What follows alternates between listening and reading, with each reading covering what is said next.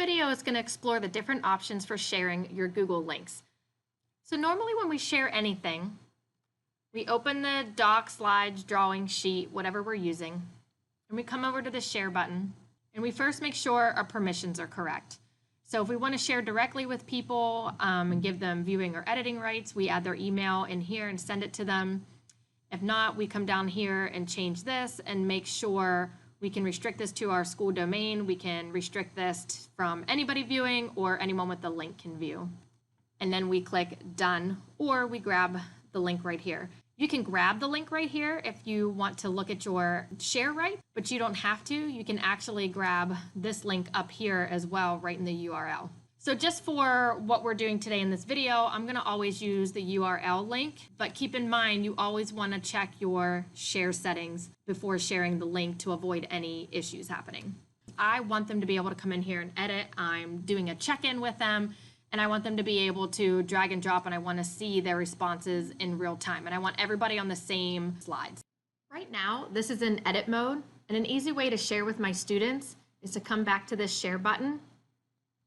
Ensure that it is in edit mode, that when I share this link out with my students, that it's going to be able to be edited by my students, and then I can just grab this link and share it with them. So if you look up here and I select end and go to the end, you can tell I'm in edit mode here, and that's what I want to give students. So I can share this link with them or go to share and share that link with them. So that would be the edit mode. Say I want everybody to have their own individual copy of this.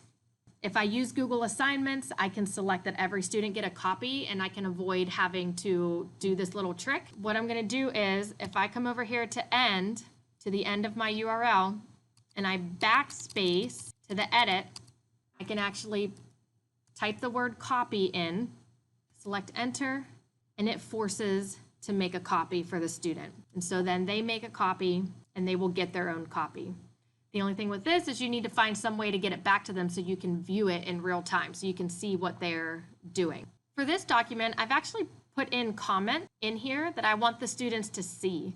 So I want them to get their own copy, but also receive the comments with them. If I come to the URL and of course backspace again the whole way to the edit, and I put in copy, question mark, copy, capital C, comments equals true. This will actually force a copy, but this time it's going to actually keep the comments with it. So once the students get that copy, they'll get the copy and the comments populate, and you can even see comments above copied from the original document. And they can treat these comments just like any other comments that they use. Sometimes I make templates of things and I let students choose maybe what template they want to use because they might like something different than the next student. So if I use the force copy, it's going to automatically make a copy and put it in the student's Google Drive. To not clutter up their drive with copies that they might not end up using, you can actually put this in a template preview mode. Same thing as I've done in the others. Gone to the end of the URL, backspace to the edit, and then for this one, I can put in template preview and hit enter. And what this one does is it actually gives a preview prior to making that copy and putting it in my drive. I can actually preview this. I don't have any more slides to go to because it's only one slide, but I can preview this and say, okay, yes, I want to use this template. Once I select use template, then it'll actually make the copy and give me my own copy.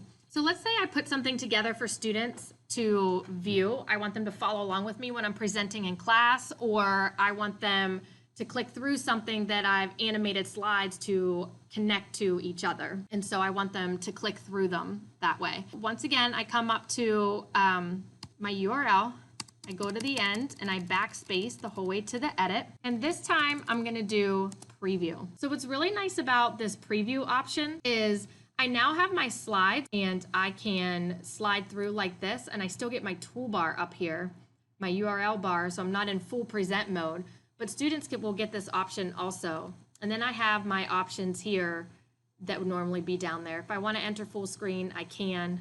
If I want to come back out and exit full screen, I can. So this is a little bit different than presenting, but it's in a preview mode. What's really nice though, if I actually go back to the end and I don't want students to have access to this navigation bar, this toolbar down here, I can actually erase and start with preview, question mark, RM equals minimal. And what that does is it actually puts it in preview mode, but no toolbar down here. So my students can't skip other than going forward and like clicking on the slides. That's a really nice feature with the preview minimal option. So at any time, you can actually erase back to that slash and type back in edit, and I'm able to go back into my edit mode. It doesn't give me a new copy or anything like that. I'm just back in edit mode. So I hope these different options for sharing out Google links is helpful in the different ways you're using your Google Suite products in your classroom.